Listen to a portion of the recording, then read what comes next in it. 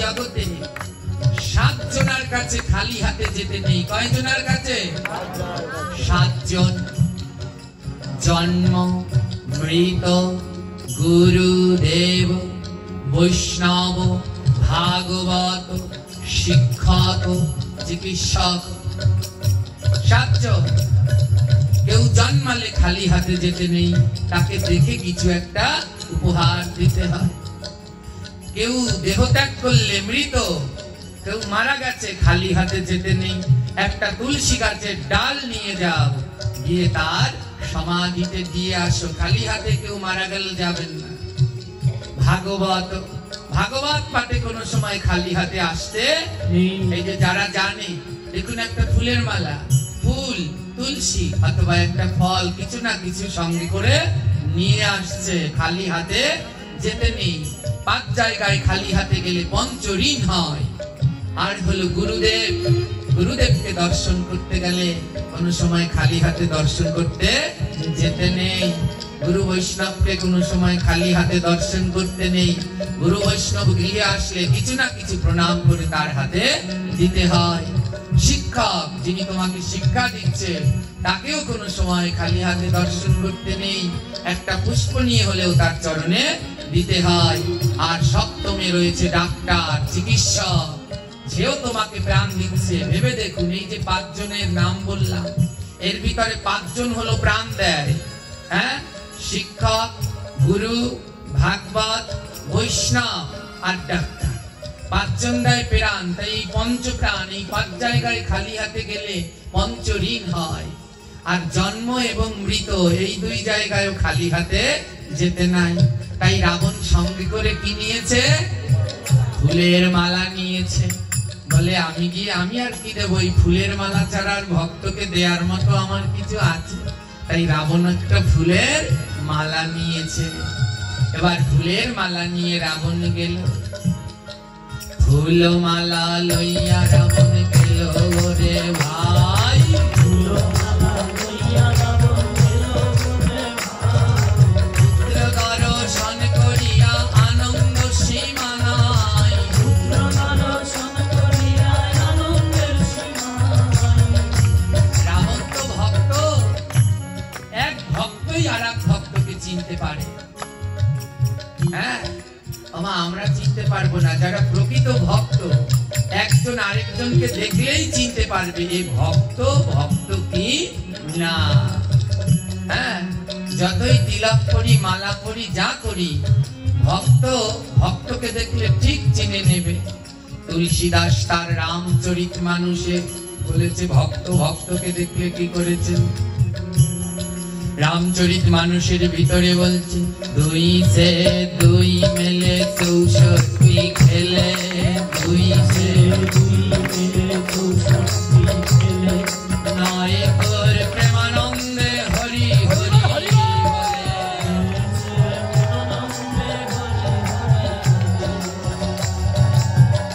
অর্থ কি? ভক্ত ভক্তকে কি করে চেনে? 2 से 2 মেলে, অর্থাৎ এই ভক্তের 2 চোখ, ওই ভক্তের 2 চোখ, 2 से 2 মেলে। একজন যখন আরেকজনের দিকে তাকায়, আমার এক ভক্ত আরেক ভক্তের দিকে তাকিয়ে মুখ বন্ধ করে রাখে? জোরে বলবেন, রাখে কি? কি করে? মুখ খুলে কি বলে? জোরে বলে আজ রাধে রাধেও বলবো না, কৃষ্ণ কৃষ্ণও বলবো না, বলো জয় শ্রীরাম। আরেক ভক্তকে দেখে কোন সময় মুখ বন্ধ করে, যেমন আমি বললাম জয় শ্রীরাম, আপনারা আবার আমাকে কি বললেন? আবার আরেকবার বলি জয় শ্রীরাম। আমার কয়টা দাঁত? আপনাদের কয়টা দাঁত? 2 से 2 মেলে 64 খেলে, এই 32 ওই 32, 64 খেলে, হেসে উঠেছে। হ্যাঁ, 2 से 2 মেলে 64 খেলে, নয় করে প্রেমানন্দে হরি হরি বলে। আমাদের দেহের মধ্যে 9 লক্ষ লোম আছে। আমাদের পশম, লোমকূপ কত? 9 লক্ষ। দেখুন, ডাক্তার বিজ্ঞানীরা বলছে 9 লক্ষ লোমকূপ। আর 1000 বছর আগে তুলসীদাস বলে গেলেন, আমাদের ধর্ম কত বিজ্ঞান সম্মত, এখন তোমরা রিসার্চ করে বের করো। আর তার আগে মুনি ঋষিরা ধ্যান সাধনা করে সব বের করে ফেলেছে। একজন শুদ্ধ ভক্তকে চেনার প্রধান উপায়, যখনই কোনো শুদ্ধ ভক্তের দিকে তাকাবেন আপনার গায়ের পশমগুলো কাটা দিয়ে যাবে। ওই 9 লক্ষ পশম যদি কোনো ভক্তকে দেখে কাটা দিয়ে যায়, তাহলে সেই দিন মনে রাখবেন উনি কোনো সাধারণ নয়, উনি এক পরম ভক্ত অবশ্যই হয়। ভক্ত দেখে ভক্ত আজ ভক্তকে চিনিল,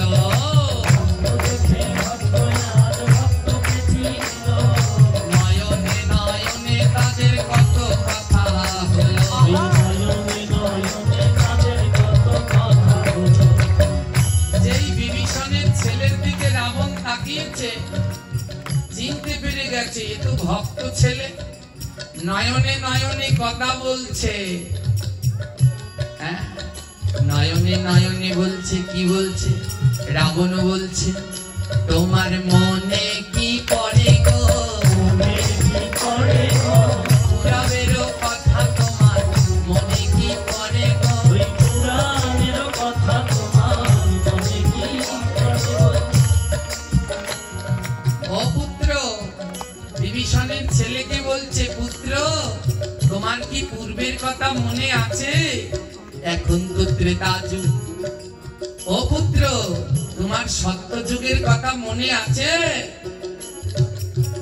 বিভীষণ বলছে, ও দাদা তুমি আমার ছেলের দিকে তাকিয়ে এরকম করে কি বলছো?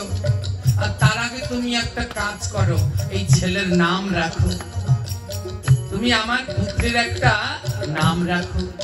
কিন্তু কে শুনে কার কথা? দুজনে চোখে চোখে কথা বলছে। রাবণ জিজ্ঞেস করছে, ও পুত্র পূর্বলীলার কথা মনে আছে? সত্য যুগের কথা মনে আছে? এই বিভীষণের পুত্র পূর্ব যুগে ছিলেন, সত্য যুগে ছিলেন। ভক্ত প্রহ্লাদ নাম কি তাহার,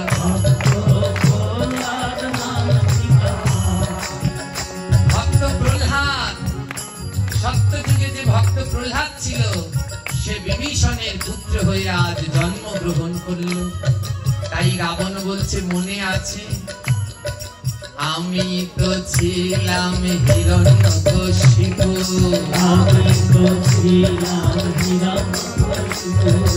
এই জন্মে হইয়াছি তোমার জেঠু,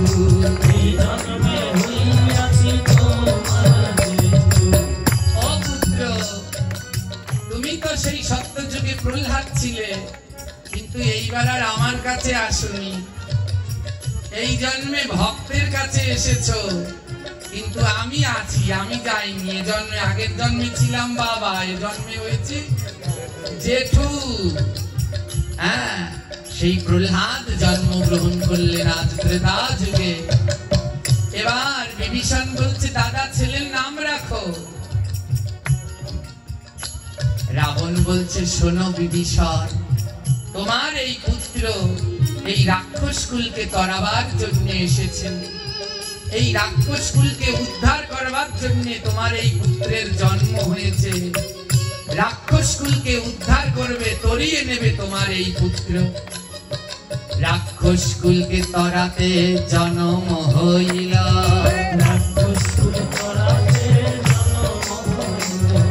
রাবণ বলছে রাক্ষস কুল তরাইতে জন্ম হইল,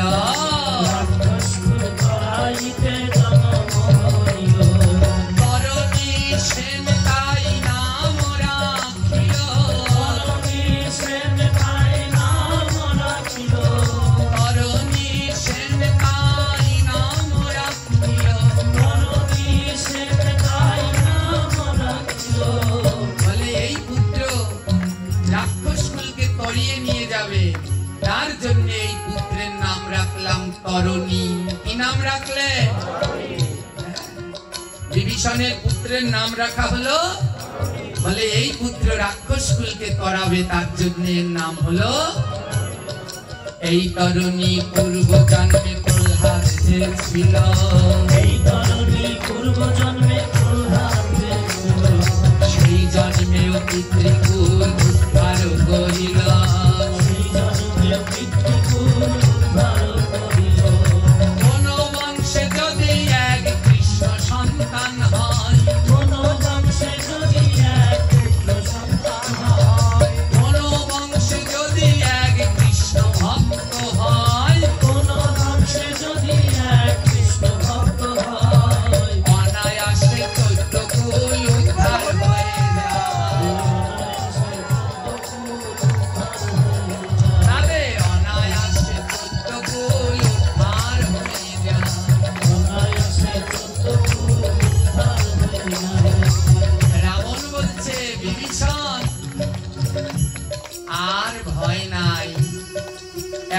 সন্তান আমাদের বংশে জন্মেছে, আমরা 14 কুল এই সন্তানের জন্য উদ্ধার হয়ে যাব।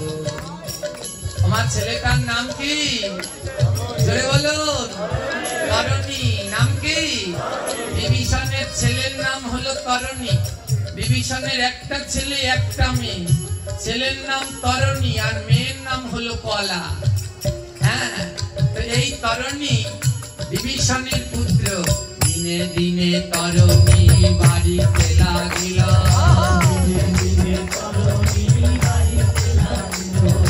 পিতা মাতার মতো তরণী ভক্ত যে হইল। দিনে দিনে তরণী বাড়িতে লাগিল,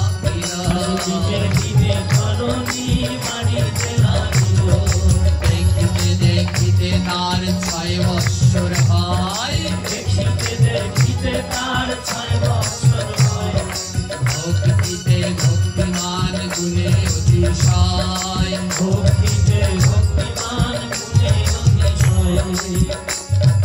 জয় নিতাই। তরুণীর বয়স এখন 6 বছর। কয় বছর মায়েরা? 6 বছর। পরম ভক্ত তরুণী সে। প্রতিদিন মা বাবা, মা শর্মা লোকের দাঁড়ে দাঁড়ে ভিক্ষা করে আনে, আর ভিক্ষা করে এনে রান্না করে ভগবানকে ভোগ দিয়ে তারপরে তারা প্রসাদ পায়। তরণী সেন মনে মনে ভাবে, মা যখন গোবিন্দ মন্দিরে ভগবানের ভোগ দেয়, সাক্ষাৎ গোবিন্দ বোধহয় ওই ভোগের অন্ন গ্রহণ করে। তাই তরুণীর মনে বড় সাধ, একদিন আমি যদি ভগবানকে নিজের হাতে সেবা করাতে পারতাম,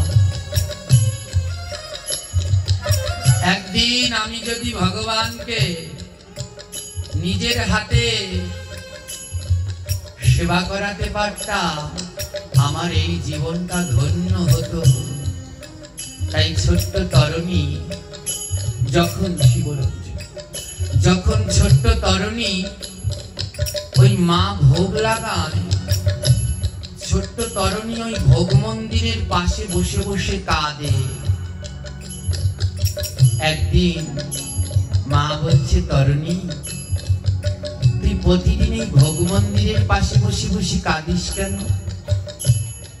তরুণী সেন বলছে, মাগো আমারও না মনে খুব চায় তুমি যেমন করে যত্ন করে তোমার ভগবানকে খাওয়াও, আমার মনেও চায় কি জানো, আমিও একবার ওই ভগবানকে নিজের হাতে সেবা করাই।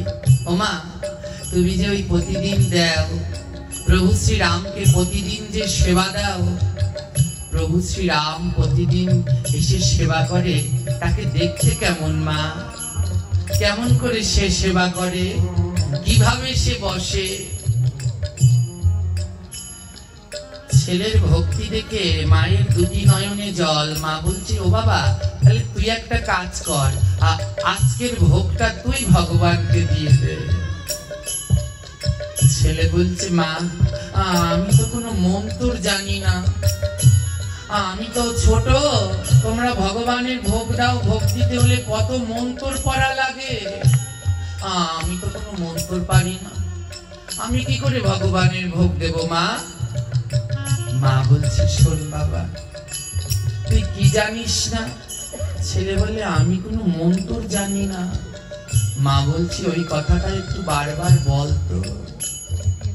ছেলে বারবার বলছে, মন্তর মন্তর মন্তর মন্তর মন। তোর মন দিয়ে তুই ভগবানকে যা দিবি তার নামই মন্তর। ওই কঠিন কঠিন মন্তর দিয়ে ভগবানকে পাওয়া যায় না, তোর মন দিয়ে তুই ভগবানকে যা দিবি সেটার নামই মন্তর, সেই ভগবান গ্রহণ করবে। যা বাবা এক মনে আজ তুই গিয়ে তোর প্রভুকে ভোগ দে, তোর মন্তর দিয়ে তোর মন দিয়ে তুই দে, দেখবি ঠিক গ্রহণ করবে।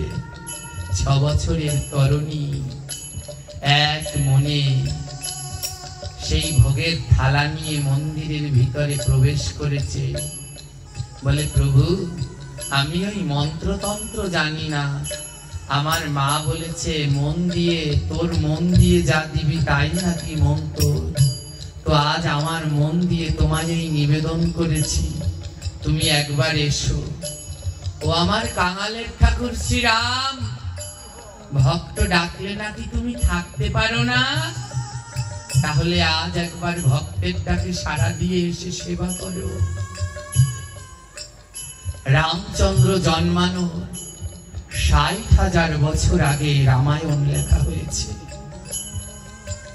রাম জন্মের ৬০,০০০ বছর আগে রামায়ণ লেখা হয়েছে। প্রতিদিন বিভীষণ রামায়ণ পাঠ করে, তরুণী সেন শ্রবণ করে।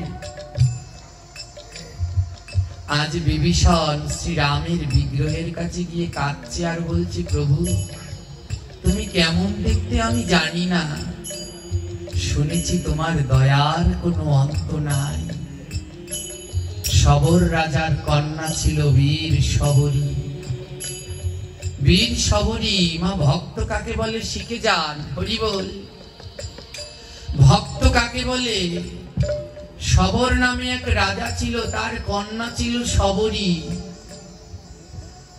শবর রাজার কন্যা বলে নাম শবরী। শবরীর বিবাহ হবে, বিবাহ হবে, তার জন্য হাজার হাজার প্রাণী, পশুদেরকে আনা হয়েছে। বিয়ে মানেই তো বর্তমান সময়ে হাজার হাজার প্রাণকে বলি দেয়া। বিয়ে মানেই হাজার হাজার প্রাণকে বলি দেয়া, প্রাণ কেড়ে নেয়া। শবরী এটা আজকের নয়, এটা রামায়ণেও পাওয়া যায়। শবর রাজা তার মেয়ে শবরীকে বিবাহ দেবে, বিয়েতে মাংস খাওয়াবে, তার জন্য হাজার হাজার প্রাণী এনেছে, ওদেরকে কাটবে। এ মহা মহা অপরাধ। শবরী বাবাকে জিজ্ঞেস করছে, বাবা, ওই জঙ্গলের ভিতরে ওই প্রাণীগুলো অমন চিৎকার করছে কেন, ওদের কে বেঁধে রেখেছে? শবর রাজা বলছে, মা, তোর তো পরশুদিনকে বিয়ে, ওই বিয়েতে তো খাওয়াতে হবে সবাইকে, তার জন্য ওই প্রাণীগুলোকে ধরে এনেছি, ওদের মাংস খাওয়াতে হবে। শবরী শুনে দুই নয়ন থেকে জল ঝরছে। কি বলে, আমার মতো একটা পাপীর জন্য এতগুলো প্রাণীর জীবন নেবে? বিবাহ তো মানে একটা সুখের বন্ধন, বলে আমার সুখের জন্য এতগুলো প্রাণীর জীবন কেড়ে নিবে? রাত্রবেলায় সবাই যখন ঘুমিয়ে পড়ল, যেই দাঁটা দিয়ে ওই প্রাণীগুলোকে কাটা হবে, সেই দাঁটা নিয়ে রাত্রবেলায় শবরী বের হয়ে যেই প্রাণীগুলো তার বাবা বেঁধে রেখেছিল সব প্রাণীর দড়ি কেটে দিল। সব প্রাণীর দড়ি কেটে দিয়েছে। যা, ওরা নিরীহ প্রাণী, আমার মতো মহাপাপীর বিবাহের জন্য এতগুলো প্রাণীর প্রাণ যাবে, তা কিছুতেই হতে পারে না। সব প্রাণীর গলায় বাঁধন দড়ি কেটে দিল। যা, বনের পশু, তোরা বনে চলে যা, তোরা আনন্দে থাক। সবাইকে ছেড়ে দিলেন শবরী। কিছুক্ষণ পর মনে মনে ভাবলো, এদের তো ছেড়ে দিলাম, এদেরকে তো আমি ছেড়ে দিলাম, কিন্তু আমি যদি এইখানে থাকি, কালকে বাদে পরশুদিন আমার বিবাহ, আমার বাবা আমার বিয়ে ঠিক দেবে। এদেরকে তো ছেড়ে দিলাম, আমার বাবা শবর জাতি, পরশুদিনকে ঠিক আবার প্রাণী ধরে নিয়ে আসবে, আবার আমার বিয়েতে এতগুলো প্রাণীকে হত্যা করা হবে। শবরী মনে মনে বললেন, তার থেকে আমি বিয়েই করব না। যেই বিয়েতে এতগুলো প্রাণী হত্যা হয়, দরকার নেই, আমি আর বিয়েই করব না। শবরী সেই দিন রাত্রে পিতামাতাকে ত্যাগ করে জঙ্গলের দিকে চললেন। হাঁটতে হাঁটতে গভীর জঙ্গলে প্রবেশ করলেন। ঋষ্যমুখ পর্বতের পাদদেশে বাস করতেন পরম ভক্ত, পরম ঋষি মাতঙ্গ। এই ঋষ্যমুখ পর্বতের নিচে মাতঙ্গ বাস করতেন। শবরী গিয়ে মাতঙ্গ ঋষির চরণে শরণাপন্ন হন, মাতঙ্গ ঋষির কাছ থেকে দীক্ষা গ্রহণ করেন। মাতঙ্গ ঋষি বলছে, মা তুই এই বনে কেন এসেছিস? তুই এই রূপ জৈবন এই নিয়ে কেন এসেছিস? শবরী বলছে, আমার বাবা আমার বিয়ে ঠিক করেছিল, ওই বিয়েতে নাকি মাংস না খাওয়ালে নাকি লোক আসবে না, তার জন্য আমি চলে এসেছি। ও গুরুদেব, ওই অখাদ্য না খাওয়ালে নাকি কেউ আসবে না আমার বিয়ে, তার জন্য বিয়ে রেখে আমি চলে এসেছি, আমাকে গ্রহণ করবেন গুরুদেব? ঋষি মাতঙ্গ বলছে, ধন্য মা, তুই এই আশ্রমেই থাক। মাতঙ্গ ঋষি সেখানে শবরীর জন্য এক পর্ণকুটির নির্মাণ করে দেয়, আর সেই পর্ণকুটিরে শবরী থাকতে লাগলেন, গুরু সেবা করতে লাগলেন। গুরু সেবা করতে করতে একদিন মাতঙ্গ ঋষি দেহ ত্যাগ করবেন।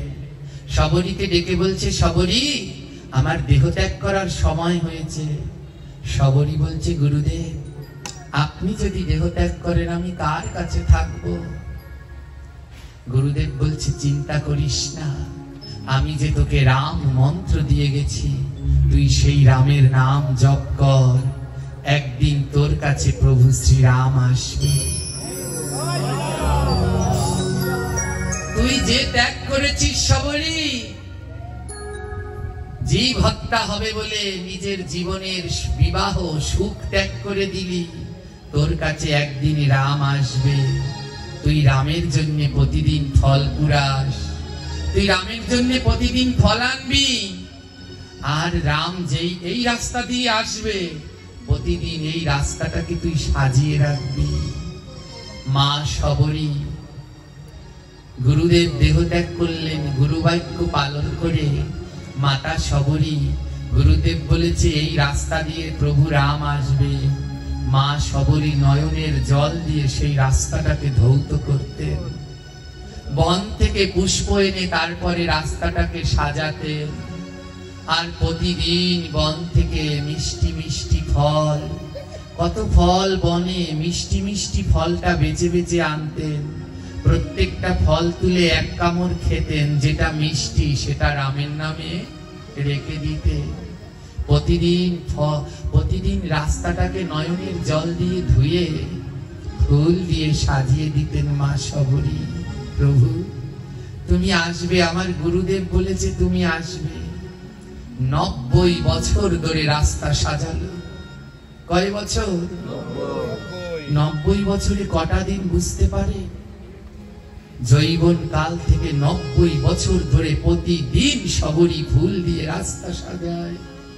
প্রতিদিন রামচন্দ্রের জন্য ভগবানের 8 বার ভোগ হয়। কয়বার ভোগ? 8 বার ভগবানের সেবার জন্য যে ফল লাগে বন থেকে কুড়িয়ে এনে রেখে দেয়। যদি বাল্য ভোগে প্রভু আসে, যদি দুপুর বেলায় আসে, যদি বৈকালিতে আসে, তাই প্রত্যেক বেলায় বেলায় ফল আনে। যদি এই বিকেলের সময় আসে তখন কি দেব? প্রত্যেক বেলায় বেলায় ফল এনে জমা করে। একদিন কাঁদছে, 90 বছর হয়ে গেলে তো সবাই বলছে এই শবরী কোনদিন রাম আসবে না, কার জন্য পথ সাজাচ্ছিস? আসবে না। 90 বছর ধরে তো পথ সাজালি, এলো না তো।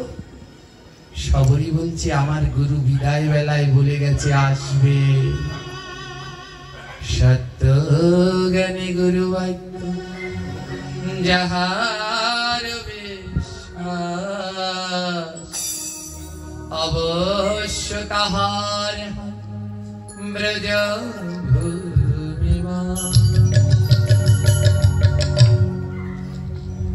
গুরুদেব বলেছে রাম আসবে। সত্য জ্ঞানে শবরী মেনে নিলেন রাম আসবেই আসবে। 90 বছর ধরে পথ সাজায়। আজ 90 বছর পূর্ণ হয়ে গেল। হঠাৎ শবরীর মনে হলো আজ বুঝতে পেরেছি 90 বছর ধরে পথ সাজায়, আমার রাম কেন আসে না। আজ বুঝতে পেরেছি কারণ ওই যে ফুলগুলো দিয়ে পথটা সাজাই, এই ফুলগুলোর বোটাগুলো বড় শক্ত। তাই বোধহয় শক্ত বোটার উপরে চরণ দিলে প্রভুর চরণে বোধহয় কষ্ট হবে, তাই বোধহয় প্রভু আসে না। আজ আর শক্ত ফুল দিয়ে আমি পথ সাজাবো না। যেদিন রামচন্দ্র শবরীর কাছে আসলেন, সেদিন শবরী কি করলেন জানেন? বনের ওই ফুলের মধ্যে রেণু আছে না, ছোট ছোট রেণু, নরম, ওই ছোট ছোট রেণু, পুষ্পর মধ্যে ছোট ছোট রেণু এনে ওই পথ সাজাচ্ছে। ও প্রভু, আমি কঠিন শক্ত ফুল দিয়ে পথ সাজাই বলে তুমি আসো না? আজ আর শক্ত ফুল দিয়ে পথ সাজাবো না, আজ ফুলের ওই রেণু পাপড়ি দিয়ে সাজাবো। আজ তুমি এসো। যেই দিন সেই মনের রেণু দিয়ে পথ সাজালে, সত্যি সত্যি সেই দিন সাক্ষাৎ রাম আর লক্ষ্মণ শবরীর কাছে আসে।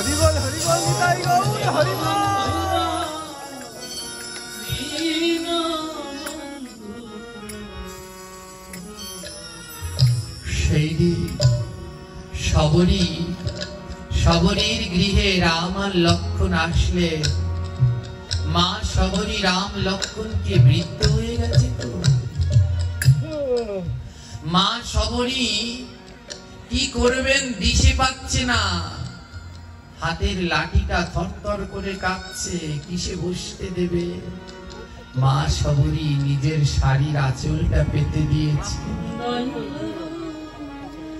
আঁচলটা পেতে দিয়ে বলছে, ও প্রভু বসো, এখানটায় বসো, আমার তো কোনো সন্তান নেই, রাম লক্ষ্মণ তোমরাই তো আমার সন্তান, বসো বসো।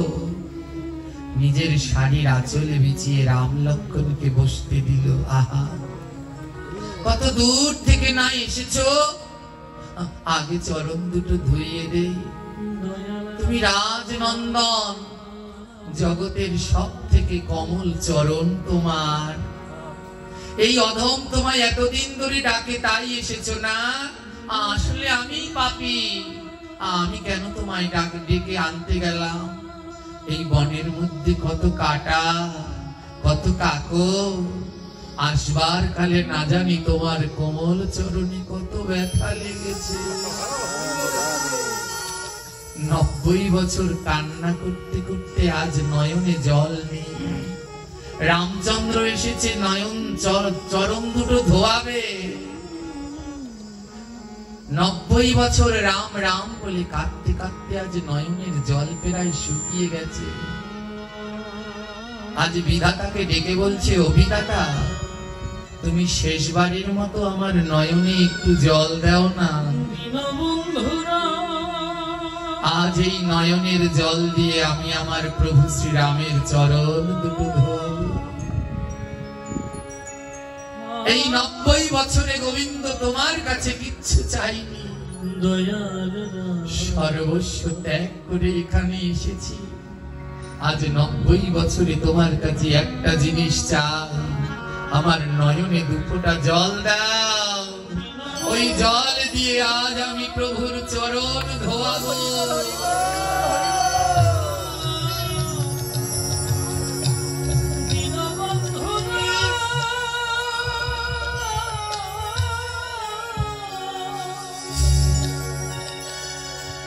এ জগতে যার নয়নে জল আছে, সে আমার গোবিন্দকে পেতে পারে। যার নয়নে জল নাই, তার আর গোবিন্দ পাওয়া হয় না। রাধারানীর কাছে গোবিন্দ বলেছিলেন, জানো রে, আমি সবার কাছে ধরা দেই না, যার নয়নে কৃষ্ণ নামের ধারা, তার কাছে দেই গো ধরা। যে কৃষ্ণ বলে নয়ন ধারায় ভাসতে পারে, কাঁদতে পারে, ভগবান তার কাছে ধরা দেয়। আজ নয়নের জল দিয়ে মা শবরী রামের চরণ ধোয়ালেন। মা শবরী বলছে, ওরা বসো বসো বাবা, কত কষ্ট করে এসেছো, দাঁড়াও খাবার নিয়ে আসছি। সেই বন থেকে ফলগুলো, প্রত্যেকটা ফলে এক কামড় করে খেয়ে নিয়েছে।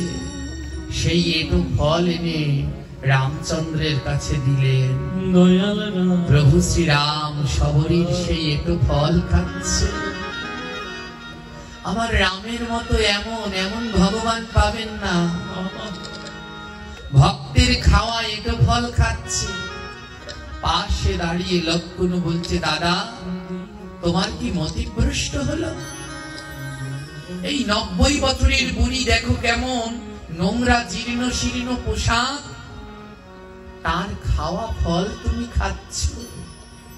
লক্ষণ বলে, রামচন্দ্র বলে, ও লক্ষণ শুধু এটো ফল দেখলি, ভক্তিটা দেখলি না? আয় আয় আমার সাথে। শবরী মা তো ওখানে রামকে দেখে অচৈতন্য হয়ে রয়েছে। লক্ষণের হাতটা ধরে টেনে শবরী মায়ের ঘরের পিছনে নিয়ে গেলেন রাম। লক্ষণ তাকিয়ে দেখে শবরী মায়ের ঘরের পিছনে দুইটি পাহাড়, একটা ফলের পাহাড় আরেকটা ধুলার পাহাড়। লক্ষণ বলে, দাদা এখানে এত ফল কেন আর এখানে এত ধুলা কেন? এই দুটি পাহাড় কিসের? রামচন্দ্র বলে, জানিস লক্ষণ, মা শবরী 90 বছর ধরে 8 বার সেবা করতে আমার যত ফল লাগে এইখানে জমা করেছি। আর 90 বছর ধরে জমা করতে করতে ফলের পাহাড় হয়ে গেছে। শবরীর ভক্তি দেখে লক্ষণের দুটি নয়নে জল ঝরছে। দাদা আমায় ক্ষমা করো, আমি বুঝতে পারিনি, মা শবরীর ভক্তি আমি বুঝতে পারিনি। দাদা 90 বছর ধরে ফল জমা করতে করতে এমন পাহাড় করেছে। ও দাদা তবে একটা কথা বলবো, মনের মধ্যে বড় জানতে ইচ্ছে করছে। রাম বলে, বল। লক্ষণ বলছে, দাদা আমরা তো গাছ থেকে ফল কুড়িয়ে আনলে ঘরে যদি 5 দিন রাখি তাহলেই শুকিয়ে যায়, কিন্তু এইখানে যে ফলের পাহাড়, এর প্রত্যেকটা ফলই তো তাজা, একটা ফলও তো শুকায়নি। দাদা যদি 90 বছর ধরে ফল জমা করে তাহলে তো ফল শুকাবে, পচে যাবে, একটা ফলও তো শুকিয়ে যায়নি, সবকটা ফল তো তাজা আছে। ও দাদা মা শবরী কি কোনো জাদু জানে যে তা দিয়ে এই ফলগুলোকে তাজা রেখেছে? রাম বলছে, না রে লক্ষণ, মা শবরী কোনো জাদু জানে না। মা শবরী নয়ন জলে ভাসতে জানে, নয়ন জলে ভাসতে জানে, সে নয়ন জলে ভাসতে জানে, নয়ন জলে ভাসতে জানে। বলে আসবে আমার রাম লালা, বলে নয়ন জলে ভাসতে জানে। আসবে আমার রাম লালা, বলে নয়ন জলে ভাসতে জানে। জানিস লক্ষণ, মা শবরী আমার সারাদিন 8 বেলার ফল কুড়াতো, আর রাত্র বেলায় এই ফলগুলোকে বুকের মধ্যে জড়িয়ে ধরে নয়ন জলে ভাসতো আর কাঁদতো। কেঁদে কেঁদে বলতো, আমার রামলালা আসবে, আমার হাতে ফল সেবা করবে। আর সেই নয়নের জলে 90 বছর ধরে ফল ভিজলো, তাই একটা ফল শুকায় না।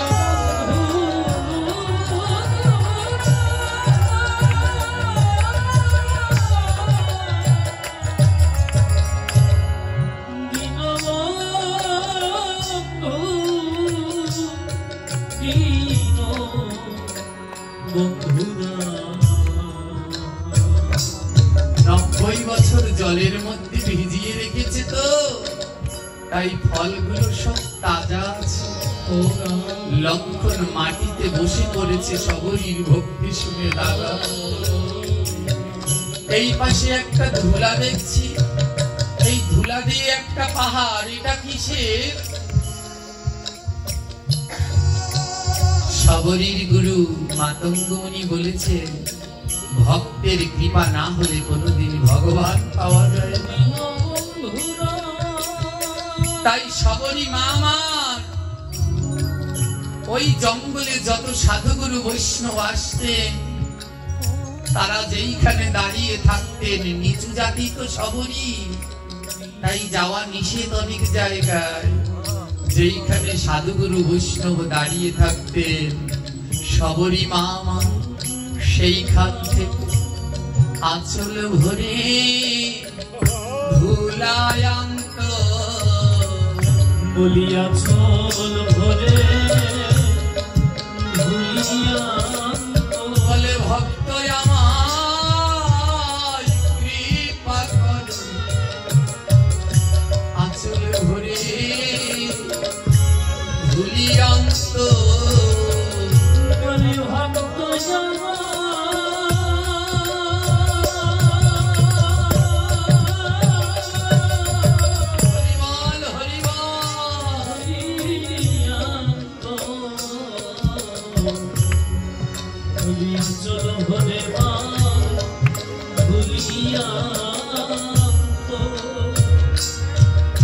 বলে যদি তোমরা করো কৃপা, বলি যদি তোমরা করো কৃপা, বলে শোনো আমার রামের ভক্তরা, যদি তোমরা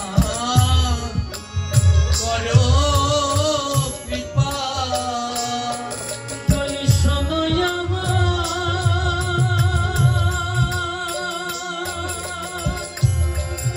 বলি শোনো হরি বল হরি বল হরি বল হরি বল। বলি শোনো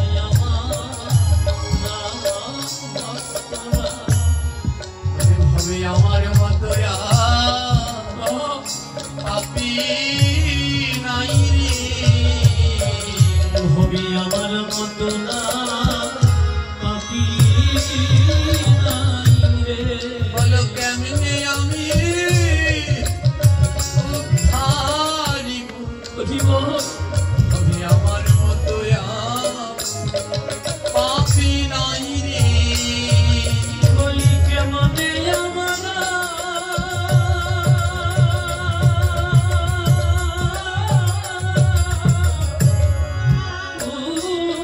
উদ্ধারিব, বলি আমার মতো না পাপী নাই রে, আর ভক্তের মতো এমন বুঝিব দয়াল নাই রে, এই ভক্তের মতো এমন দয়াল নাই রে, তোমরা দেও দেও ভক্ত চরণ ধুলি, এই ভক্তের মতো দয়াল নাই রে, বলি দাও দাও বাবা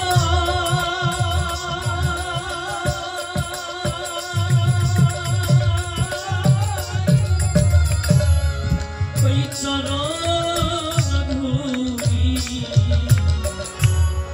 এই ভক্তের মতো দয়াল নাই রে,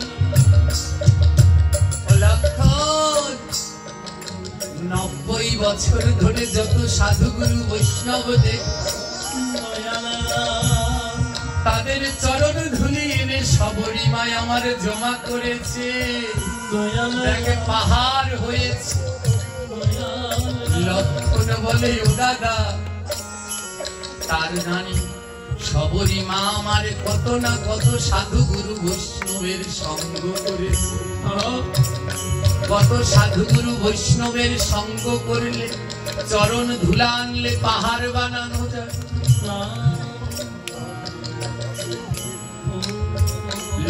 করে বলে দাদা গো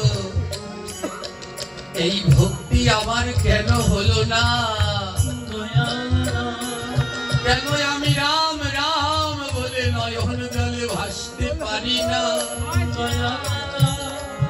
90 বছর ধরে ফল জমায় একটা ফল না শুকায় এই ভক্তি আমি কোথায় পাবো দাদা মহাজন বলে ভক্তের ভক্তি আছে ভক্তের ওই অন্তরে যদি ভক্তি পেতে চাও ভক্তের পরশ করো রে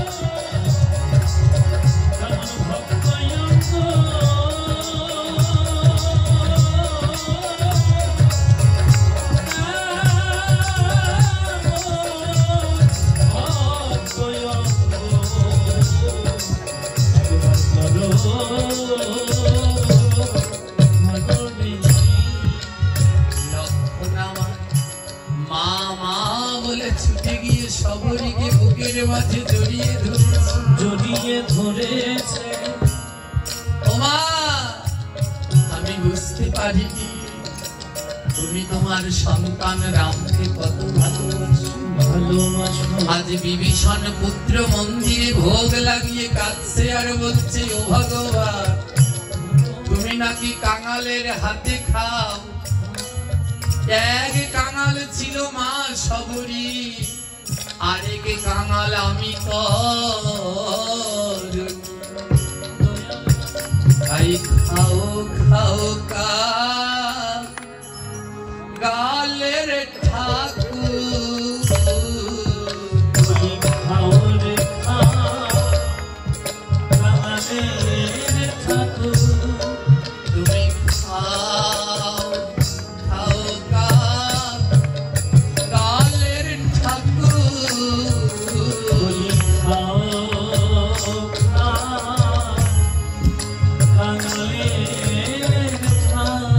হবে আমার মতো কাঙ্গাল নাই তুমি খাও খাও গালের ঠাকুর বলি আমার মতো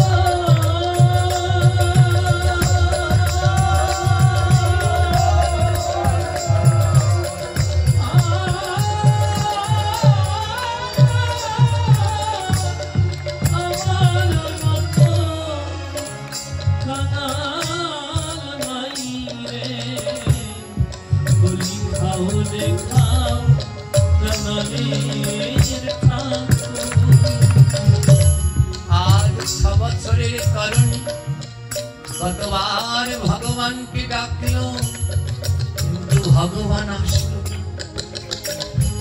ছুটতে ছুটতে দাদুর কাছে গেছে দাদু ভক্ত তো ও দাদু ঋষি বিশ্বৎসবার কাছে গিয়ে বলছে দাদু আমার মা বাবা ভগবানকে ভোগ দেয় ভগবান খায় কিন্তু আমি দিলাম ভগবান তো খেলো না আমার হাতে তো খেলো না কত ডাকলাম এলো না তো বিশ্বশ্রবা মুনি বলে তরুণী ভগবানকে সেবা করাতে হলে নয়নে জল লাগে অমন করে ডাকলে আসবে না রে যা নয়নের জল দিয়ে ডাক তরুণী বলছে ও দাদু আমি ডাকলে তো আমার নয়ন থেকে জল ঝরে না কি করে নয়নের জল দিয়ে ডাকবো বলে শোন বাবা এ জগতে সবার নয়নে জল ঝরে না বলে বলো আমায় কি করলে নয়নে জল ঝরে কি করে নয়নে জল ঝরে জানিস বলে যারা ভক্তির অঙ্গ পরশ করে, ভক্ত অঙ্গ পরশ করে, বলে তাদের নয়নে জল ঝরে। যারা ভক্তির অঙ্গ পরশ করে, বলি তাদের নয়নে জল ধরে। যারা ভক্ত অঙ্গ পরশ করে, তাদের ঝরে, তাদের ঝরে, বলি তাদের ঝরে, শুধু তাদের ঝরে। যারা ভক্তের অঙ্গ পরশ করে, তাদের ঝরে, তাদের ঝরে। হরি বল। ভক্ত অঙ্গ পরশ করে, এইভাবে শুধু তাদের ঝরে, তাদের ঝরে। তরুণী ছুটে গেছে মাতা পিতার কাছে। পিতা বিভীষণার মা সরমাকে গিয়ে বলছে, ও মা, ও বাবা, ভক্তের অঙ্গ পরশ করলে নাকি নয়নে জল ঝরে। এই সোনার লঙ্কায় তোমাদের ছাড়াই আর তো কোনো ভক্ত নাই। তাই আজ মা বাবাকে প্রণাম করছে আর বুকে জড়িয়ে ধরে কাঁদছে। আর মাকে বলেছে, ও মা, আমায় একটু আশীর্বাদ করে দাও না। আমার হাতে যেন গোবিন্দ সেবা করে মা। সেবা করে মা, আমি আর কিছু চাই না মা। মা বাবাকে প্রণাম করে আবার তরুণী ভোগ মন্দিরে প্রবেশ করেছে। অনেকবার ভগবানকে ডাকলো, কিন্তু ভগবান আমার আসছে না। তরুণী বলছে, ও মাধব, আমার জন্য শাস্ত্রের কথা মিথ্যা হতে পারে না। শাস্ত্র বলছে ভক্ত ডাকলে তুমি আসো, তার মানে আমি ভক্ত হতে পারি না। দয়াল তুমি এই হাত দুটো দিয়েছো তোমার সেবা করবার জন্য। যদি এই হাতে আজ তুমি সেবা না করো, আজ আমি আমার এই হাত রাখবো না। এই বলে তরুণী সিদ্ধান্ত নিল, আজ আমি আমার হাতই কেটে ফেলবো। যেই হাতে গোবিন্দ খায় না সেই হাতে রাখবই না। চিন্তা করেন মা, কতটা ভক্তি থাকলে এমন পারা যায়। হাতে একটা দান নিলেন, বলে আজ এই হাত আমি কেটে ফেলবো। যেই না তরুণী আমার হাতে কুটারি নিয়ে হাতে কাটিতে গেল, অমনি পিছনে নারায়ণ আমার হাত টানিয়া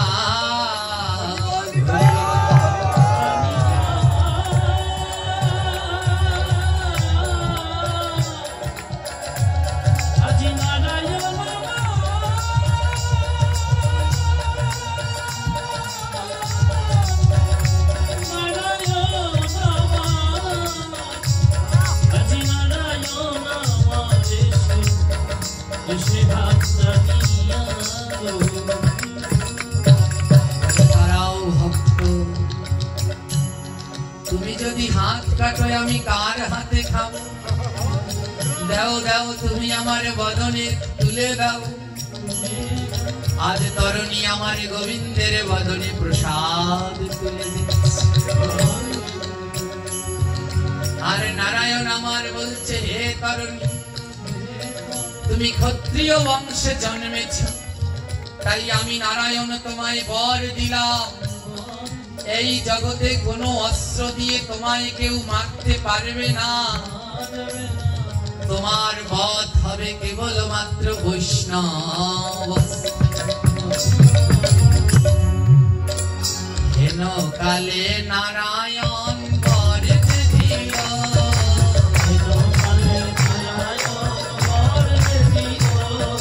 বৈষ্ণব অস্ত্রে তোমার মরণ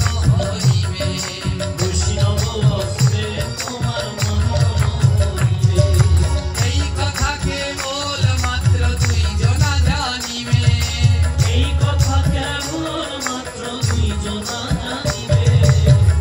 হে তরুণী, এ জগতের কোনো অস্ত্র দিয়ে তোমায় মারা যাবে না, কিন্তু জন্মালে তো মরতে হয়।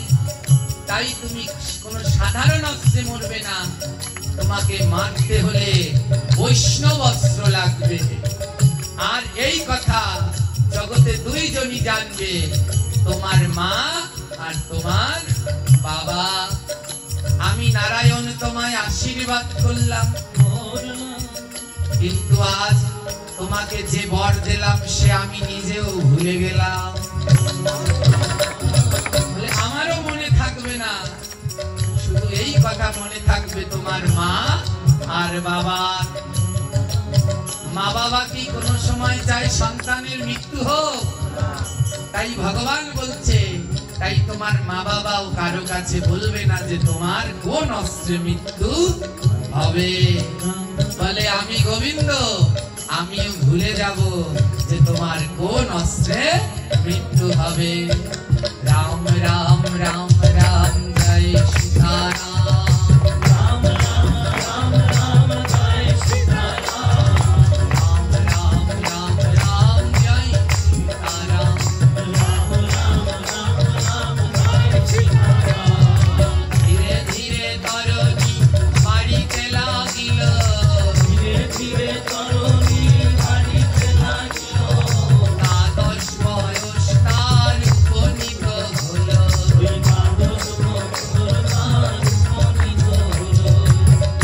তরুণীর বয়স এখন 12 বছর। কত বছর? আমার কোন অস্ত্রে মারা যাবে এই কথা কয়জন জানে? ভগবান জানে। ভগবান নিজেও ভুলে গেলেন। হ্যাঁ, বৈষ্ণব অস্ত্র ছাড়া তাকে মারা যাবে না। তখন কি করলে? তরুণী যখন 12 বছর বয়স, ভগবানকে দুই ভাবে পাওয়া যায়। এক হলো ভক্তি দিয়ে, আরেক হলো অসুর স্বভাব দিয়ে। ভক্তি দিয়ে পেল প্রহ্লাদ, আর অসুর স্বভাব দিয়ে পেল হিরণ্যকশিপু। আজ রাবণ বলে, আমার যদি ভক্তি থাকে তাহলে আমার আর ভগবানকে পাওয়া হবে না। তাই রাবণ কি করলো? লঙ্কায় ঘোষণা দিল, আজ থেকে লঙ্কায় যে রামের নাম করবে তার মাথা কেটে ফেলা হবে। বিভীষণ বলে, একই কথা বলছো দাদা, ভগবানের নাম করা যাবে না? বলে না। রাবণ বলছে আমি ভগবান, মানে ও অসুর স্বভাব দিয়ে তো ভগবানকে আনতে হবে। বলে আমি ভগবান, আমার নাম করবে, কোনো রামের নাম হবে না। বিভীষণ বলে না, রাম নাম না করলে আমি এই লঙ্কায় থাকতে। রাবণ বলে তাহলে তুমি লঙ্কা ত্যাগ করো।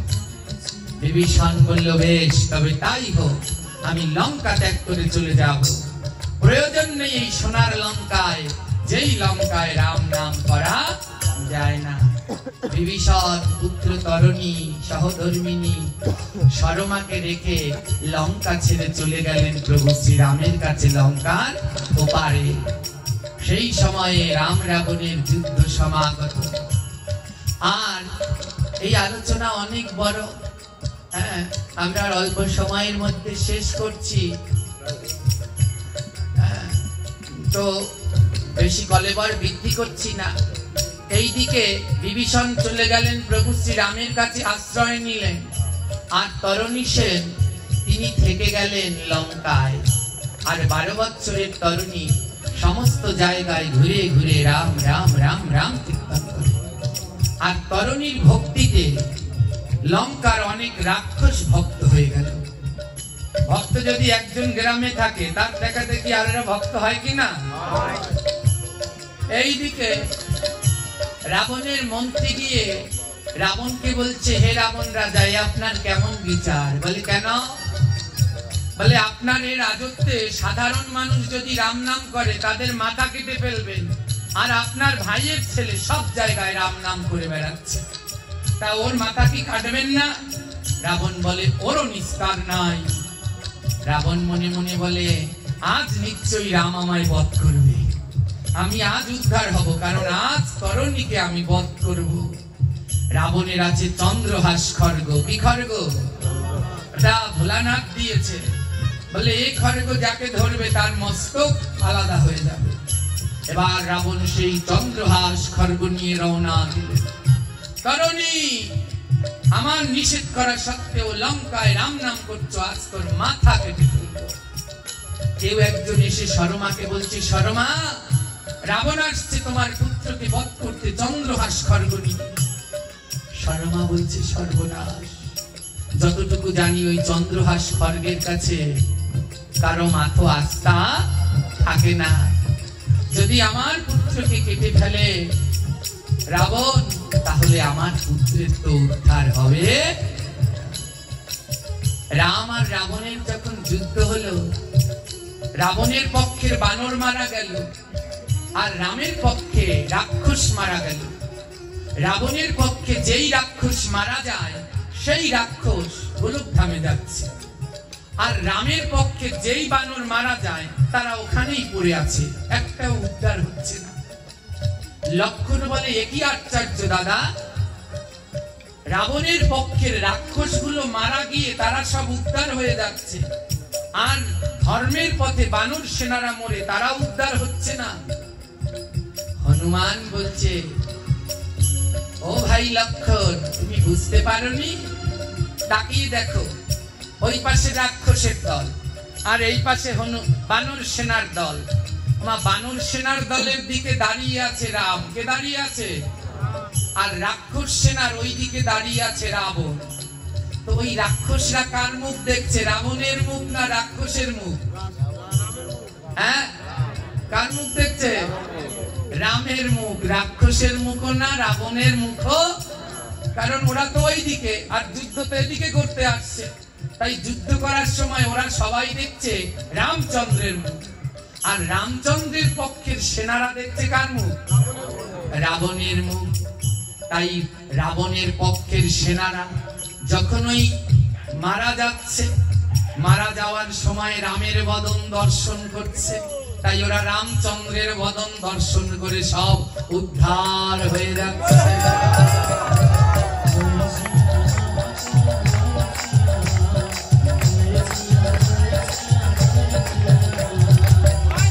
আর ওই বানররা যুদ্ধ করছে, তো ওরা তো আর পিছন ফেলে না মরার সময়, ওরা দেখছে সব রাবণের মুখ। তাই ওই যে রাবণের মুখ দেখে ওরা একটাও উদ্ধার হতে পারছে না। মরার সময় সেই উদ্ধার হবে যে ভগবানকে দর্শন করতে করতে দেহ ত্যাগ করবে।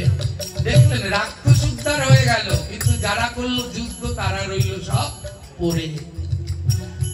মা সরমা বলছে, আমার পুত্র তো মরবে, সে তো আমি জানি, কিন্তু সে যেন রামের দর্শন করতে করতে মরে। যদি এই রাবণের হাতে মরে তাহলে আমার পুত্র তো উদ্ধার হতে পারবে না। যেই না রাবণ চন্দ্রহাস খড়গ নিয়ে তরণীকে বধ করবে বলে এসেছে, সরমা দুটি হাত টান টান করে রেখেছে দরজার সামনে। দরজার সামনে দুটি হাত টান করে রেখে দিয়েছে। রাবণ বলছে, সরমা পথ ছাড়ো। সরমা ভাসুর তো মাথায় বড় ঘোমটা দিয়ে বলছে, না দাদা, আমি পথ ছাড়বো না। বলছে, তুমি জানো আমি রাবণ যাই বলি তাই করি, তোমার পুত্র রাম নাম করেছে, তাই আজ তোমার পুত্রের আমি বলি দেব।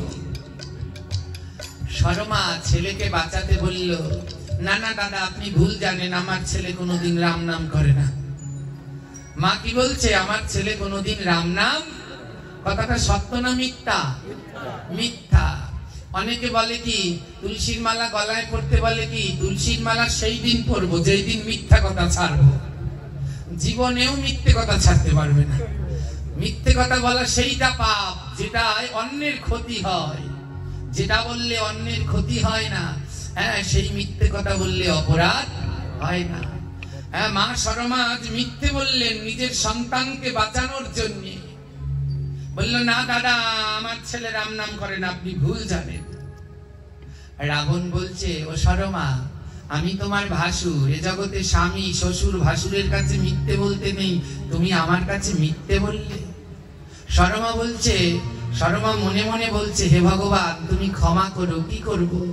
আজ রাবণের হাতে যদি আমার পুত্র মরে তাহলে সে উদ্ধার হবে না, আর রামের হাতে যদি মরে আমার পুত্র গোলক বৃন্দাবনে যাবে। তাই কি করলো সরমা? মিথ্যে কথা বললো। বলছে, দাদা না, আমার ছেলে রাম নাম করে না। রাবণ তাকিয়ে দেখে সারা ঘরে লেখা আছে রয়াকার মরাম, রয়াকার মরাম। সারা ঘরে তরুণী কি লিখে রেখেছে? রাম রাম। এ জগতে যারা ভক্ত তাদের ঘরে ঢুকলে দেখবেন কোন দিকে পা দেবেন আর কোন দিকে মাথা দেবেন, চারোদিকেই দেখবেন শুধু ভগবান তারা রেখে দেয়। হ্যাঁ, ওই রাবণ কি করেছে, ওই তরুণী কি করেছে, তাই সারা ঘরের ভিতরে কি লিখে রেখেছে? রাম রাম। বলে, ওই রাম নাম লেখা দেখলেই আমার রামের কথা মনে হবে। রাবণ বলছে, ও সরমা, তোমার ছেলে যদি রাম নাম না করে তাহলে তোমার মাথার উপরে ওটা কি লেখা দেখো তো। সরমা তাকিয়ে দেখে লেখা আছে রয়াকার ম। কি লেখা? সরমা থরথর করে কাঁপছে, এবার কি করব? একটা মিথ্যা তো বললাম, এবার কি করে বাঁচাবো?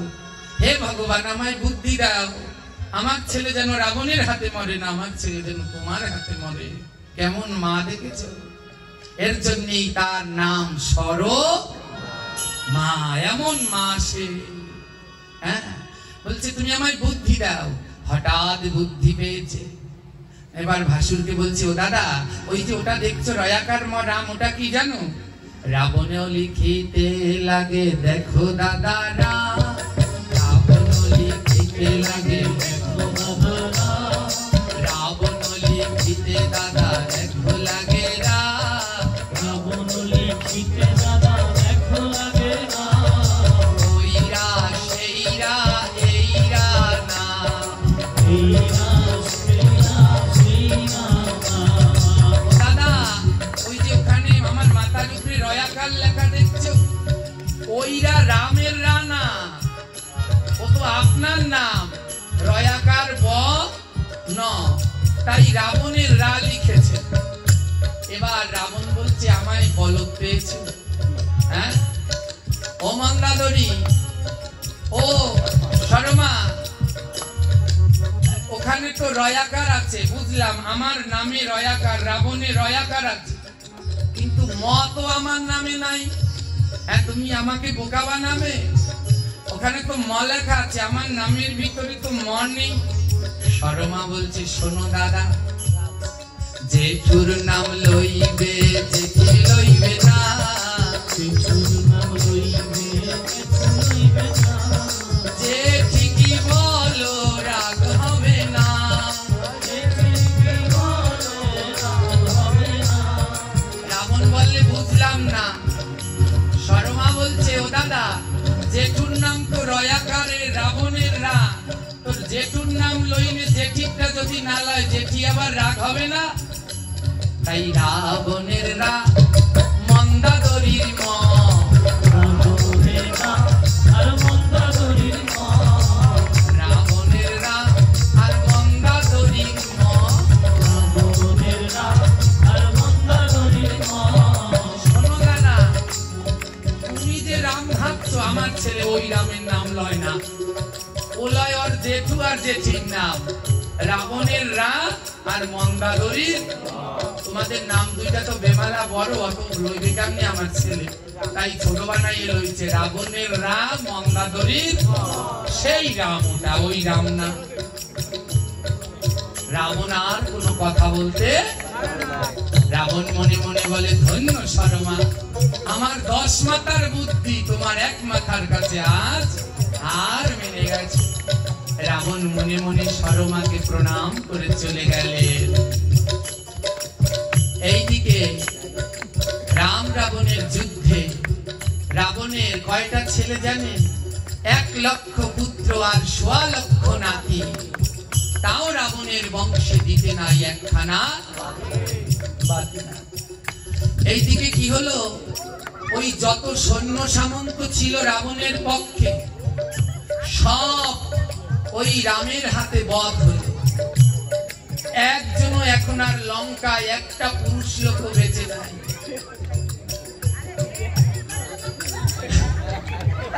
লঙ্কায় এখনো একটা লোক আর পুরুষ লোক বেঁচে নাই। এখন লঙ্কায় 2টো পুরুষ বেঁচে আছে। কয়জন পুরুষ বেঁচে আছে? একজন হলো রাবণ, আরেকজন হলো তরণী। সমস্ত আসতে পারে, সমস্ত পুরুষ রাবণের হাতে বধ হলো। এবার সবার শেষে যুদ্ধ করতে যায় কে? রাজা। সমস্ত রাবণের সমস্ত সৈন্য সন্তান নাতিপুতি সব বধ হয়েছে। এবার রাবণ যাবে যুদ্ধে। রাবণ যখন যুদ্ধে যাবে, মা সরমা তরণীকে বলছে, তরণী এবার তোর সময় এসেছে বাবা, এবার তোকে যুদ্ধে যেতে হবে। তোর জেঠুর কাছে গিয়ে বল, জেঠু আমি এখনো এই বংশে আরেকটা ছেলে বেঁচে আছি, তোমার আগে আমি যাব যুদ্ধ করতে। আজ তরণী রাবণের কাছে গিয়ে বলছে, ও জেঠু আমি তো এখনো আছি। রাবণ বলছে, না না ও তরণী, তুই এসেছিস আমাদের তরানোর জন্য, তোকে আমি যুদ্ধে দিতে পারবো না, তুই ছোট, তোর 12 বছর বয়স। তরণী সেন বলছে, ক্ষত্রিয়ের ধর্ম যুদ্ধ করা, তাই আমি যুদ্ধে যাব। আমি বেঁচে থাকতে আমার জেঠু আগে যেতে পারবে না। রাবণ বলে, ধন্য তরণী, যা, আমি জানি তুই নিজ থেকে যদি হার না মানিস, ওই রামকে তুই আজ হারিয়েই ঘরে ফিরবি। জেঠুকে প্রণাম করে মায়ের কাছে গেছে, মাকে গিয়ে প্রণাম করছে, মা আমাকে যুদ্ধের সাজে সাজিয়ে দাও। এ জগতে যারা যুদ্ধ করতে যায় সবাইকে ওই লোহার বর্ম পরায়, মাথায় লোহার মুকুট পরায়, হ্যাঁ গায়ে লোহার বর্ম পরিয়ে দেয় যেন কোনো তীর বাণ না লাগে। আর সরমা তার সন্তানকে সাজালেন, দ্বাদশ অঙ্গে তিলক দিলেন, গলায় তুলসীর মালা পরালেন, প্রত্যেক অঙ্গে রাম নাম লিখে দিলেন। তরণী সেন মাকে ডেকে বলছে, মা আমার জানি কেন মনে হয় আমার আর আশা হবে না মা।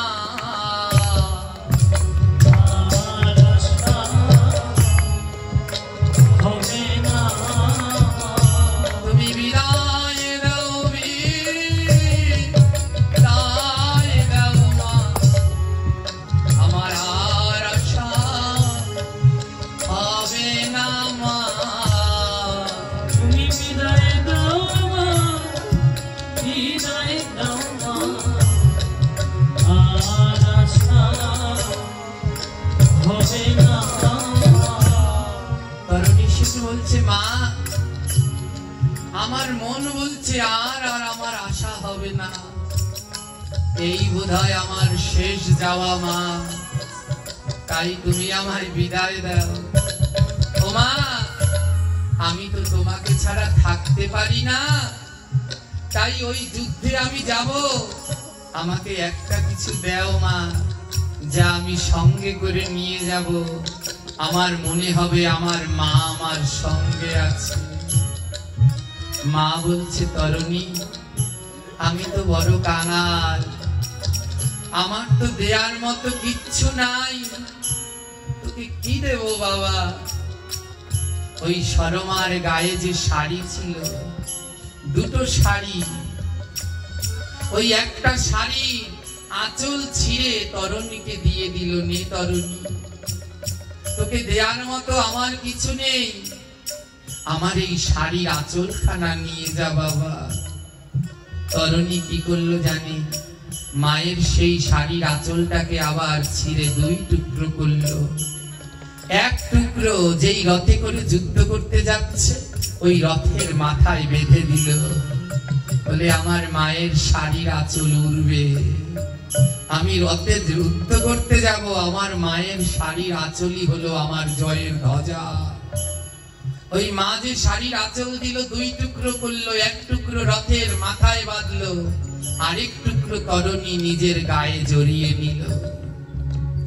এমনি করে তরণী সেন যুদ্ধে গেল। মা সরমা শিখিয়ে দিচ্ছে, শোন বাবা, রামের পক্ষে যারা থাকে সবাই বৈষ্ণব, এমন কোন অস্ত্র মারবি না যেন বৈষ্ণবের অঙ্গে আঘাত লাগে। আর যখন রামচন্দ্র রণভূমিতে আসবে, তখন তুই অস্ত্রবান ত্যাগ করে দিবি, তখন আর কোন অস্ত্র চালাবি না। এক এক করে আলোচনা অনেক দীর্ঘ, স্বল্প সময়ে আমরা শেষ করছি। এক এক করে রামের পক্ষ থেকে যোদ্ধারা আসে।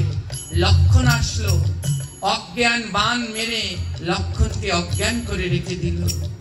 এক এক করে যারা যারা আসলো, রামের পক্ষের বড় বড় সেই সেনারা এক এক করে আসে। সবাই নল, কুবের, জাম্বুয়ান, বড় বড় যোদ্ধারা এক এক করে সবাই আসে, আর সবাইকে অজ্ঞান বাণ মেরে অজ্ঞান করে রেখে দেয়। সবার শেষে আসলেন হনুমান। বলে, হনুমানকে অজ্ঞান বাণে কাজ হবে না, ওকে বশ করা যায় রাম নামে। হনুমানকে রাম নাম করে বশ করে রেখে দিলেন। রামের পক্ষে একটা সৈন্য আজ নেই।